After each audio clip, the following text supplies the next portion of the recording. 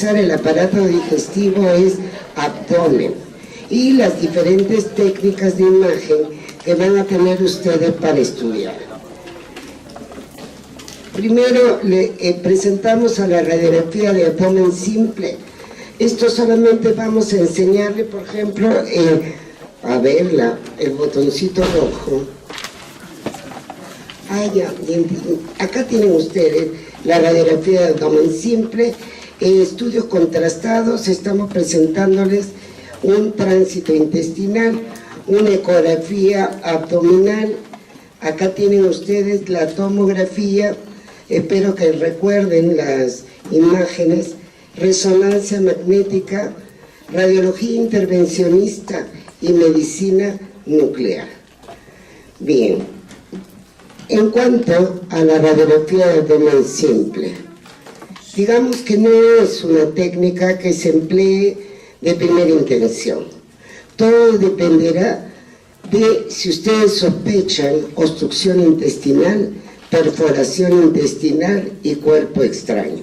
Estas son indicaciones necesarias para el diagnóstico.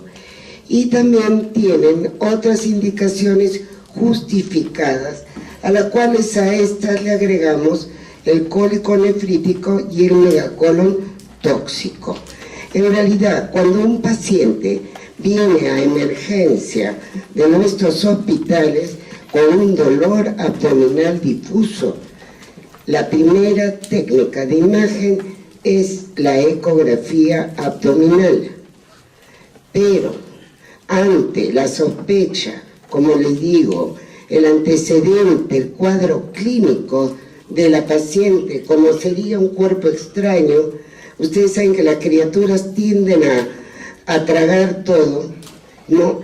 O una herida por arma blanca, un traumatismo abdominal cerrado, o la historia de un paciente que refiere que no ha hecho deposiciones en varios días, ¿no? Y tampoco elimina flatos, le da... ustedes tienen que pensar, presumir que eso es una obstrucción intestinal y por eso es que ustedes solicitarán las radiografías de abdomen.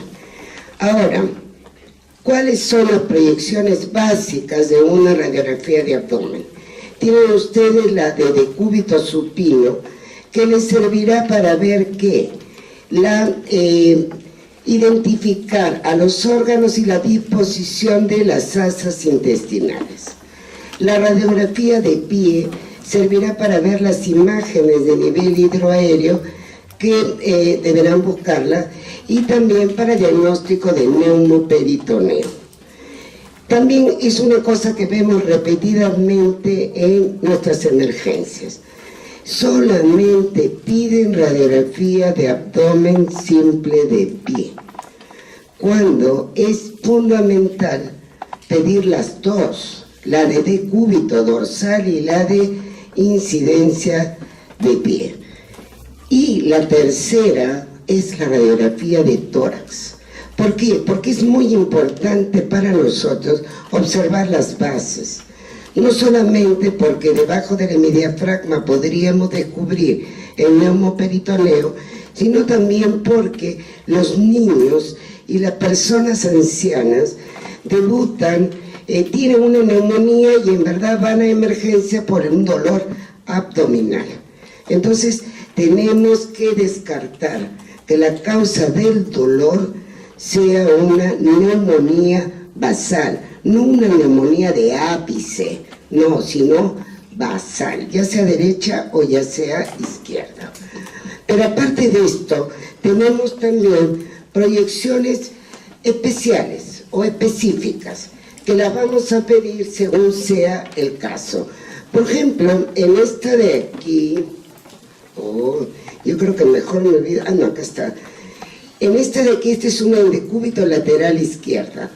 Esto resultó ser un quiste del mesentero y epíplon. Como verán, acá hay un aumento de la densidad, pues quiere decir que hay un proceso ocupante que está desplazando las asas intestinales hacia atrás. Pero la indicación más precisa de una en decúbito lateral izquierda vendría a ser aquel paciente con traumatismo que no puede ponerse en posición de pie. Entonces la acostamos sobre el lado izquierdo, esperamos 10 minutos y tomamos la radiografía para descubrir el aire libre donde en las partes más altas, por ejemplo en una mujer sería encima de la cadera, en un hombre la tendríamos que buscar por encima del hígado, pero todo depende si uno es caderoncito o no. Este es un chiste, ¿no? En realidad, buscando en realidad la parte más alta.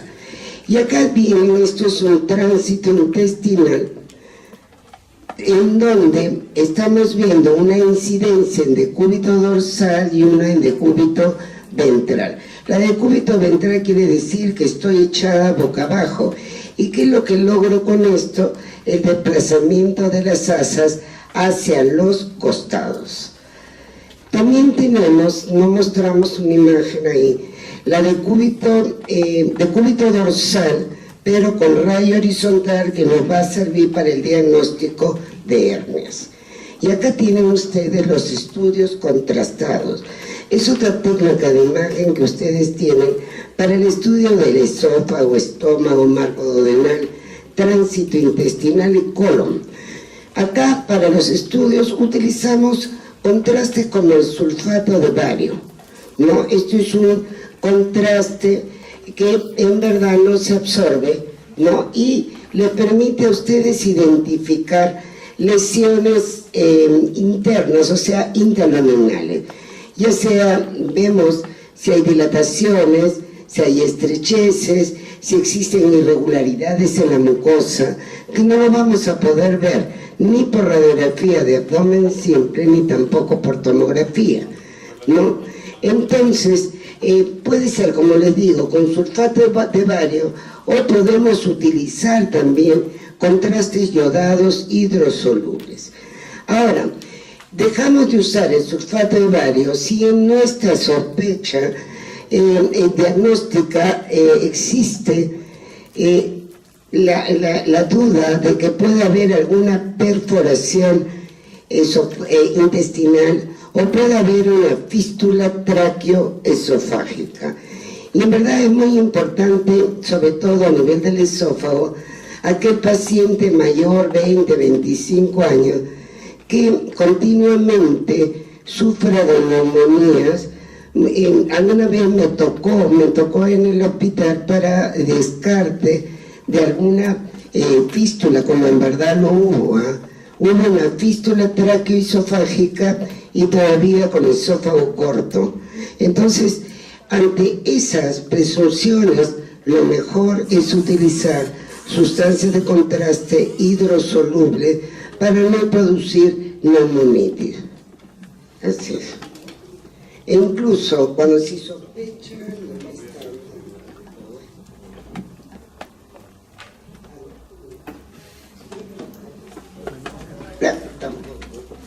la apagué, creo.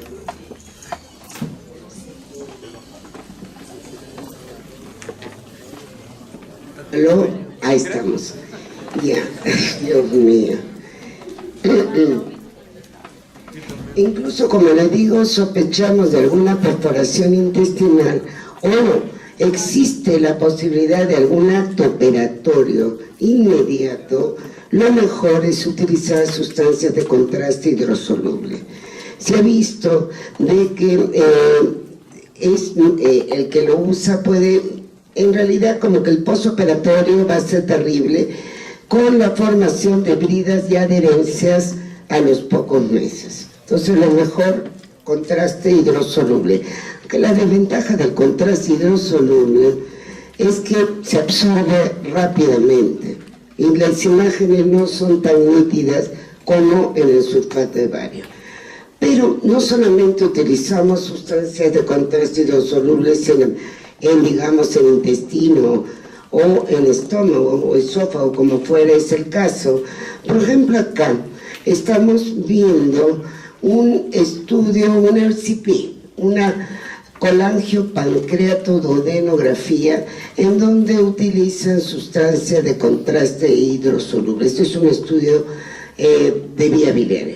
Y aquí, obviamente, en la tomografía computarizada, la segunda fase es con contraste, ¿no? Para poder realzar sobre todo las lesiones focales.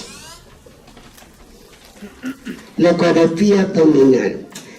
La ecografía abdominal es una técnica de imagen que es el gol para el estudio de todo lo que sea patología de vesícula biliar y también de patología hepática. Caracteriza, miren bien, las lesiones. Por ejemplo, acá estamos viendo múltiples nódulos hipoecogénicos rodeados todavía por un halo. En este de acá vemos un quiste hepático. Característicamente son nódulos anecogénicos, sin refuerzos. Acá la detección del líquido libre intraabdominal en un caso de cirrosis hepática. La presencia de cálculos dentro de una vesícula biliar. Y este caso de aquí corresponde a una intususcepción. Intususcepción o invaginación intestinal es cuando una asa se mete dentro de la otra asa. El gran problema es la isquemia, no la necrosis, isquemia y necrosis de la asa intestinal comprometido.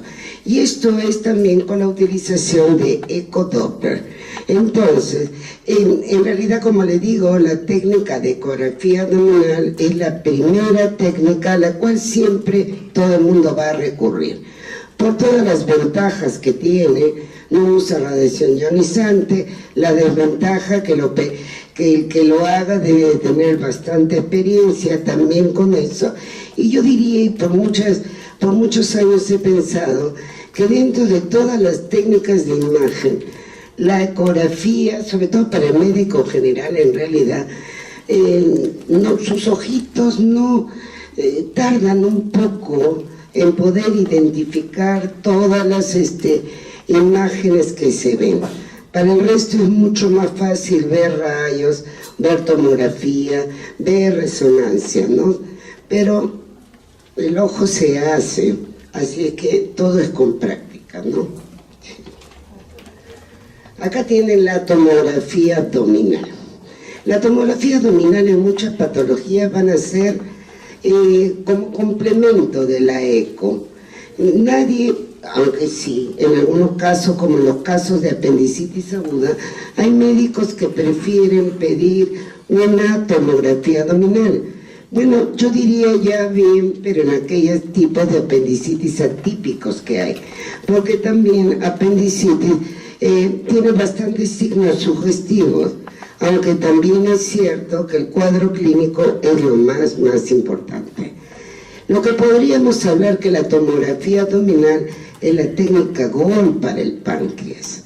Eso no quiere decir que no podamos ver el páncreas en una ecografía, pero muchas veces la cola del páncreas se nos queda escondida por las grandes sombras del gas intestinal que se puede superponer. Pero aparte que con la tomografía abdominal y el páncreas, acá te dibuja muy bien la necrosis y el número de colecciones que pudieran haber dentro de una pancreatitis aguda. La tomografía abdominal también excelente para ver toda la patología retroperitoneal. Y su estudio debe de hacerse hasta la cavidad pélvica. Y es conveniente, en verdad, dar sustancia de contraste. Miren acá una cámara gástrica con sustancia de contraste. Es muy importante dar sustancia de contraste, ya sea por vía oral, en el caso de para poder que ustedes puedan diferenciarla del resto de los órganos.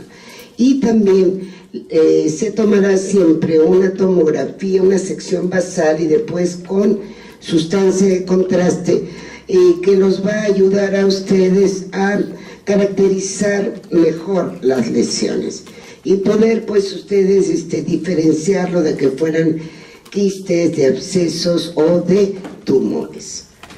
Así es.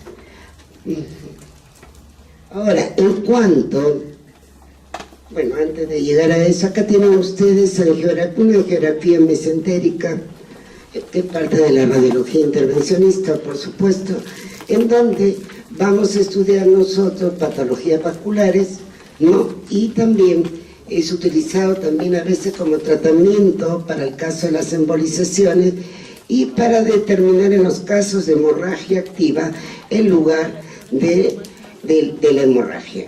Acá tienen la medicina nuclear, ¿no? Utilizado para el diagnóstico de anemia perniciosa y también para averiguar el sangrado, el sitio del sangrado activo, aunque con la desventaja de que tiene que estar sangrando, ¿no? En ese momento, utilizando los radioisótopos de tecnecio 99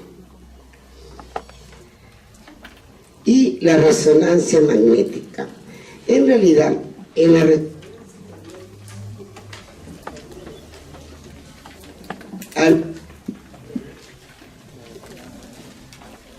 aló, ya. Como cantante sería un fracaso. Acá. Ay, por Dios. Bueno, acá en la resonancia magnética, bueno, la podremos utilizar para evitar, o sea, el diagnóstico que nos va a dar va a ser casi igual que la tomografía computarizada, ¿no? En verdad, y la ventaja es que no vamos a utilizar radiaciones ionizantes, y entonces una chica embarazada podría utilizar resonancia magnética. Pero, en general, justamente estaba leyendo un artículo hecho en Europa por el CERAM y también por la Comunidad Radiológica Española, en donde hablaba que la resonancia magnética tenía un 35% de duda ante la patología abdominal. Pero, en todo caso, en el dolor abdominal difuso, mejor dicho, ¿no? Dolor abdominal difuso. Pero lo vamos a reservar para exámenes más especializados, como sería la colangioresonancia.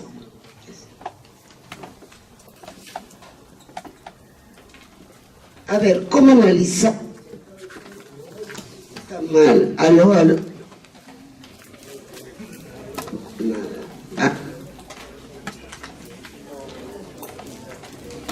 Aló, ya. ¿Cómo analizamos nosotros una radiografía de abdomen simple? En general, siempre lo vamos a hacer miren, en la vida uno tiene que tener un sistema. Si nosotros empezamos por cualquier lado, todo se nos va, no vamos a ver en realidad nada.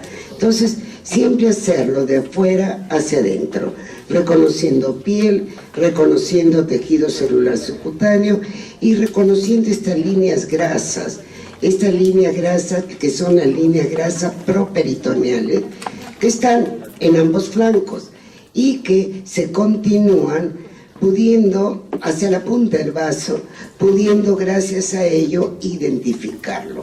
Si vamos nosotros igual por el lado derecho, vamos piel, tejido celular subcutáneo, músculo, y miren esta fina línea, ¿no?, que rodea la cara posterior-externa del hígado. Y es así como ustedes ven la punta del hígado y ven la punta del vaso, gracias a esas líneas grasas. Si no, todo sería una masa densa. Acuérdense que tanto los músculos como los órganos están llenos de líquido. E incluso, miren acá la silueta renal, acá la estamos viendo. Acuérdense que los riñoncitos están rodeados por la fascia de Gerota, que es una fascia grasa, por eso es que ustedes la pueden ver. Miren acá los músculos, el famoso músculo psoas, en verdad. Y en verdad sí, el hecho de que ustedes lo identifiquen, o el hecho de que ustedes, mejor dicho, no vean uno de ellos, ya les está hablando a ustedes de una patología, que puede ser masa, puede ser una masa neoplástica, puede ser un hematoma, dependiendo del antecedente y el cuadro clínico. Otra de las cosas que ustedes deben de evaluar es la disposición de las asas intestinales, la distribución del gas. Lo normal es observar gas en la cámara gástrica. Lo normal es observar gas a nivel del ciego o a nivel del colon descendente o a nivel de la ampolla rectal. En los niños, los recién nacidos, a las 24 horas ustedes van a ver asas delgadas y gruesas distendida. ¿Aló? Ya soy yo. Ahora miren acá. Miren, acá tienen ustedes la columna vertebral y también la pelvis debe de ser evaluada, tanto en la alineación como en la forma de los cuerpos vertebrales, de las apófisis transversas, tratar de verificar cómo se encuentran los pedículos, que son los ojitos de la vértebra, porque su desaparición también se está hablando de metástasis o un aumento de la densidad, les está hablando también de metástasis. A nivel igual lo haremos a nivel de la pelvis, así es. Y buscaremos también calcificaciones. Calcificaciones las pueden encontrar desde las calcificaciones costales. A ver, pero ya vamos a llegar a las calcificaciones. Miren acá, signos radiológicos de anormalidad, como les decía, son el borramiento de la línea grasa, pero también su desplazamiento. Acá en esta radiografía estamos viendo una imagen de nivel hidroaéreo que compromete el flanco izquierdo, pero ha desaparecido el psoas, el músculo psoas. O sea, le está hablando a ustedes con toda esta imagen de un absceso retroperitoneal. Acá, por ejemplo, en esta radiografía estamos viendo, hay un desplazamiento de las asas intestinales hacia el flanco izquierdo. Y acá no hay gas. Y esto es por la presencia de una masa que puede ser, sí, como no, una hepatomegalia, o puede ser, dependiendo si veamos o no, el músculo psoas derecho, podría ser también algún hipernefroma, un tumor de riñón. Entonces lo que quiero que se lleven con esto es que, en general, la desaparición del psoas les habla a ustedes de una alteración, masas, ya sea líquidas o sólidas, del retroperitoneo. Acá para mostrarles una hepatomegalia,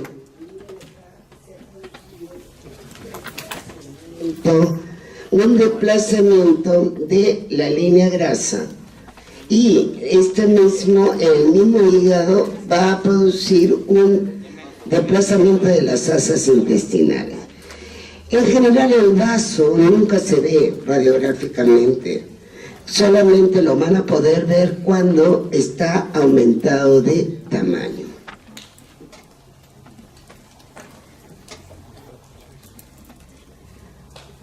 Acá, por ejemplo, estamos mostrando una radiografía de un recién nacido normal, donde ustedes ven la cámara gástrica distendida y acá están viendo asas intestinales delgadas, zonas del centro, y gruesas distendidas por gas. Y en esta de acá solamente estamos viendo dos burbujas, una imagen de nivel hidroaéreo que corresponde a la cámara gástrica y esta de aquí que corresponde a la segunda porción del duodeno, y el resto está en silencio. Esto es producido entonces por una atresia duodenal.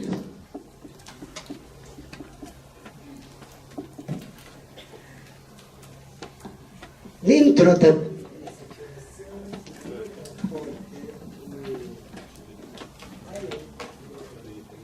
¿Aló? Ya.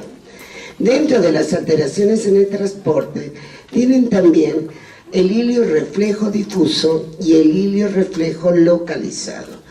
El hilio reflejo difuso son asas delgadas distendidas por gas. Asas delgadas y gruesas y escasas imágenes de nivel. Ustedes pueden encontrar hasta 2 imágenes de nivel sin que sea patológico. Y el hilio reflejo localizado viene a ser una asa centinela, ¿no?, que se encuentra fija y que generalmente la pueden encontrar ustedes, según localización, en una apendicitis aguda. Podrían encontrarlo también a nivel del epigastrio, en una pancreatitis aguda. Ustedes saben que el hilio reflejo difuso es un hilio adinámico, o sea que puede ser causado incluso por alteraciones electrolíticas y también en el postoperatorio. La obstrucción mecánica, acá tienen 2 tipos, la obstrucción intestinal alta y la obstrucción intestinal baja. En general, la causa más frecuente de la obstrucción intestinal alta son las adherencias, y también pueden encontrarlo en algunas enfermedades. Por ejemplo, la intususcepción puede producir una obstrucción intestinal alta. Un cáncer de colon puede producir una baja, un vólvulo del sigmoide también una baja. Pero ¿cuáles son los signos radiológicos de esto? Están observando asas delgadas distendidas por gas, donde los pliegues de las válvulas conniventes se encuentran engrosadas, adoptando la imagen conocida como pila de monedas. Y en una radiografía de pie observan múltiples imágenes de nivel hidroaéreo que toman una disposición en escalera. Puede ser en escalera o puede ser como las que ustedes están viendo aquí, como si fueran unas perlitas radiotransparentes que le llaman en cuenta de rosario. O sea, estas 2 imágenes son las que ustedes pueden observar entonces en una radiografía de pie en una obstrucción intestinal alta. Y acá están viendo la imagen en pila de moneda.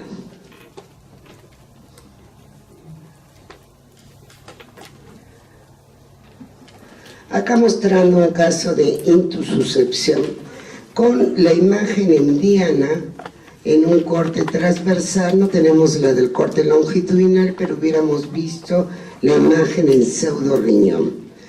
La intususcepción, ustedes saben que es una enfermedad muy frecuente en lactantes, pero que también se presenta en personas adultas y generalmente se ha visto bastante que el producto puede ser producto de un divertículo de Meckel o también de algún cáncer.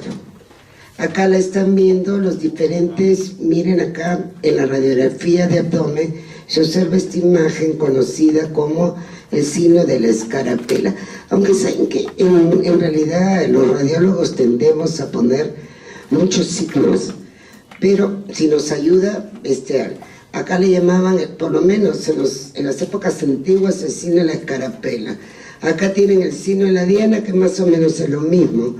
Acá tienen en una radiografía contrastada, ¿no?, como una pared de una asa está metida dentro de la otra pared. Y aquí tenemos también nombres de signo, como el signo del tiro al blanco, ¿sí?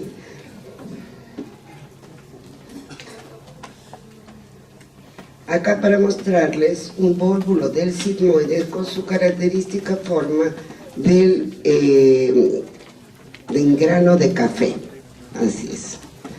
En general el dolicocolon, o sea el colon alargado, puede predisponer a vólvulo del sigmoides. Otra patología para mostrar, tenemos colecciones anormales de gas. Acá tienen una imagen de neumoperitoneo doble. En general se puede observar con bastante frecuencia el neumoperitoneo después de un acto operatorio, pero existen otras causas más violentas como violaciones, ¿no?, o también puede ser producido por iatrogenia también. Ahora, esto ustedes deben de aprender a diferenciar lo que es un neumoperitoneo, de ver al ángulo hepático del colon interponerse entre el hígado y el hemidiafragma. ¿Cómo lo identificarían? Por la visualización de las austras. A esto se conoce con el nombre de CIP. No. Con más frecuencia podrán ustedes encontrar la interposición del ángulo esplénico del colon, pero este no tiene ningún nombre en especial, como el otro del signo de Chilaidit.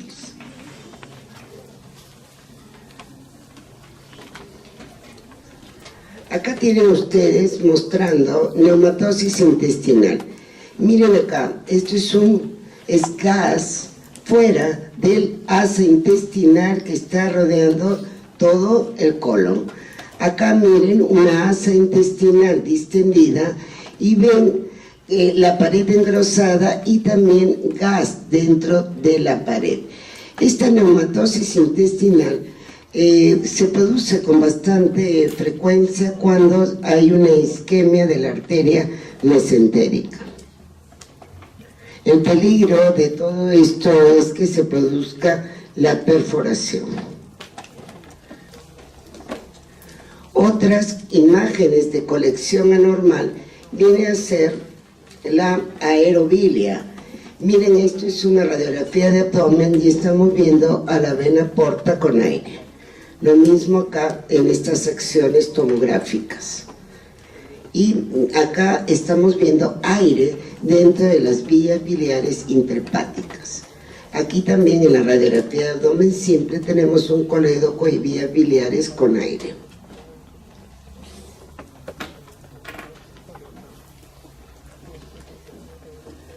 Acá tienen las calcificaciones, múltiples calcificaciones pueden encontrar ustedes.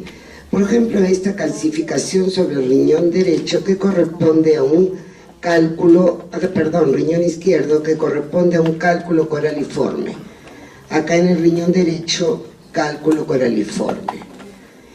Pueden encontrar ustedes calcificaciones dentro de las siluetas renales o dentro de los uréteres. Acá, por ejemplo, están viendo en la excavación pélvica, es bastante frecuente encontrar los llamados flebolitos. En general los diferenciamos de los cálculos, aunque no es 100%, ¿no? Que en general los flebolitos, que son calcificaciones vasculares, son de centro radiotransparente. Pero el asunto que también hay cálculos uretrales que por su composición pueden también tener cistina, que es radiotransparente, y rodearse también con calcio. Entonces la diferenciación sería porque no están en su trayecto, por el trayecto de la calcificación.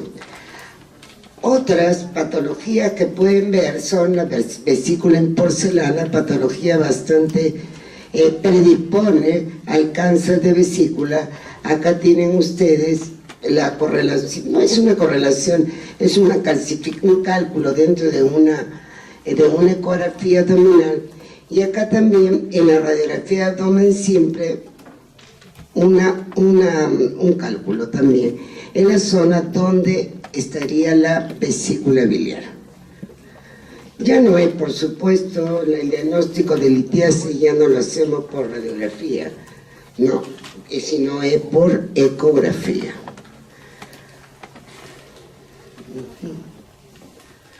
Acá tienen más calcificaciones. E incluso pueden ustedes observar, este de aquí corresponde a un teratoma calcificado.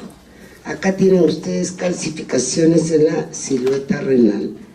Acá están flebolitos, calcificaciones entonces vasculares. Y acá sí, no sé si lo logran ver, pero esto corresponde a calcificaciones del conducto pancreático que se produce en una pancreatitis crónica.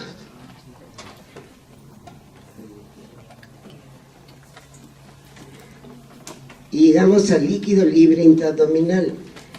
de imagen negra lo debemos de buscar en ecografía, en el espacio de Morrison, en los paretocólicos derecho-izquierdo, si es hombre en el espacio retrovesical y si es mujer en el fondo de sacoedula.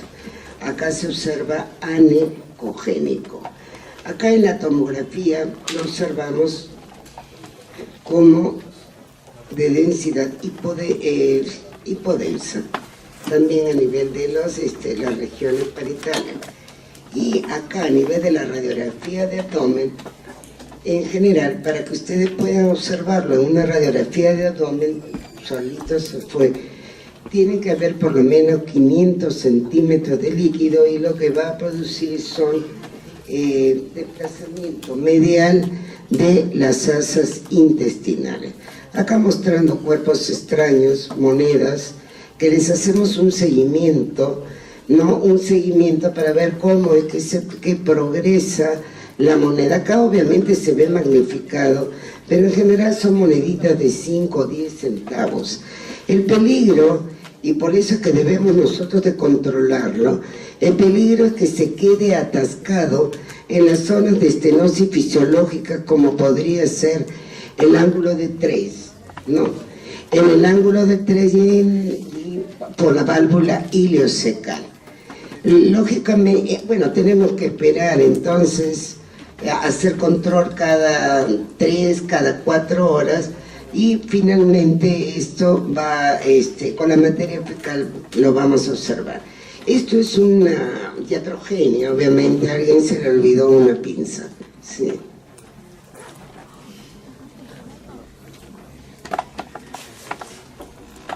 Esto para que vean alteraciones de la columna, acuérdense los signos de osteoporosis que ya hemos visto en el segmento pasado. Acá para que vean las múltiples lesiones en sacabocado, que a veces hay que, en verdad lo descubrimos a veces incidentalmente. Incluso acá tienen metástasis osteoblástica. Así es. Por eso es muy importante la evaluación de todo en conjunto. Ahora, esto para recordarle el comportamiento que tienen algunas lesiones focales ante los medios de contraste. Por ejemplo, el quiste hidatídico, cuando se le inyecta sustancia de contraste, van a encontrar ustedes un realce a nivel de la periferia y también un realce de los septos. Esto lo puede diferenciar un poco de los quistes simples que encontramos a nivel del hígado. Acá para mostrarles un absceso hepático visto por radiografía. Acá también tienen ustedes un absceso hepático por tomografía que ante la sustancia de contraste se va a observar un realce. Acá por ecografía es una imagen anecogénica con algunos ecos internos y sobre todo tienen un refuerzo posterior. Acuérdense que esos ecos internos corresponden a un detritus celular. Acá también otro absceso con contraste donde se observa una elevación en realce de la periferia.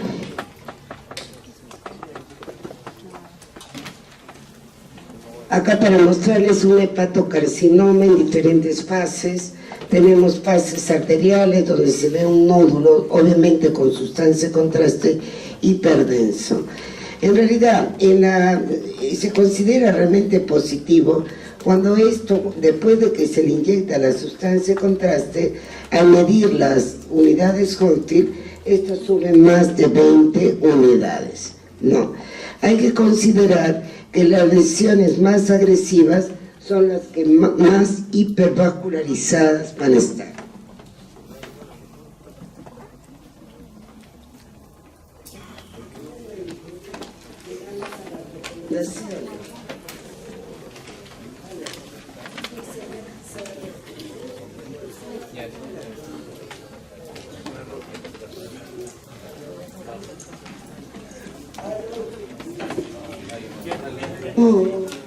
Aló, ya. Miren acá, entonces en las recomendaciones, para que no lo olviden, En general, un dolor abdominal que llegue ante ustedes, lo más fácil y la técnica de imagen que va a estar mucho más accesible es la ecografía abdominal. Como complemento o en caso de duda, por supuesto, usarán ustedes la tomografía abdominal. Incluso, y les digo, que aún con una obstrucción intestinal o la sospecha de una perforación intestinal, siempre lo primero que van a hacer es la ecografía abdominal. Pero no van a ver nada y eso los va a obligar a ustedes a pedir su radiografía simple. Así es. Bien, siempre, oigan chicos, espero que les haya agradado la clase y que las hayan entendido. En verdad eso es lo que quería decir. La práctica es la práctica. Primero, como les digo, pacientes que vengan con sospechas de, les están refiriendo a ustedes una historia clínica de obstrucción intestinal alta o baja, su radiografía de abdomen simple. Si han pasado tantos días, a veces la obstrucción intestinal baja ya ustedes no las pueden identificar y piensan, esto es alta o esto es baja. Entonces, ¿qué hacemos? Otro medio podría ser hacer un tránsito intestinal o un colon con enema a relleno. Pero obviamente, si el paciente está tan mal, lo mejor es que lo operen, ¿no? Esto de ir a que se haga un estudio contrastado para observar el nivel de obstrucción dependerá pues del estado de la estabilidad del paciente. Y obviamente se hace a relleno sin preparación. Yo en esos casos, cuando no puedes determinar el nivel de obstrucción, pienso yo sugeriría que lo mejor es hacer un colon a relleno. Es mucho más rápido de llegar. Y no es que con el colon vayamos nosotros a llegar a determinar exactamente el punto de obstrucción, pero por lo menos le da una idea al cirujano, una idea aproximada de dónde está. Pero como les digo, el hecho de hacer entonces un estudio contrastado ante un paciente con diagnóstico de obstrucción intestinal dependerá de la estabilidad del paciente. Eso es lo único. Siempre en la tomografía computarizada debe hacerse, salvo los casos, como les digo, que una apendicitis no sea vista por ecografía, solicitaremos una tomografía. Si es una diverticulitis o sospechamos de la perforación de un divertículo, lo mejor es solicitar una tomografía. Hay artículos en donde ya por ecografía puedes observar una diverticulitis o incluso hacer diagnóstico de divertículo de Meckel. Pero la verdad es que hay que buscarlo, porque si no lo buscas, si no sabes que puede ser esa la causa, en verdad no lo vas a encontrar. Ya chicos, bueno, eso es todo por hoy. Muchas gracias, señor.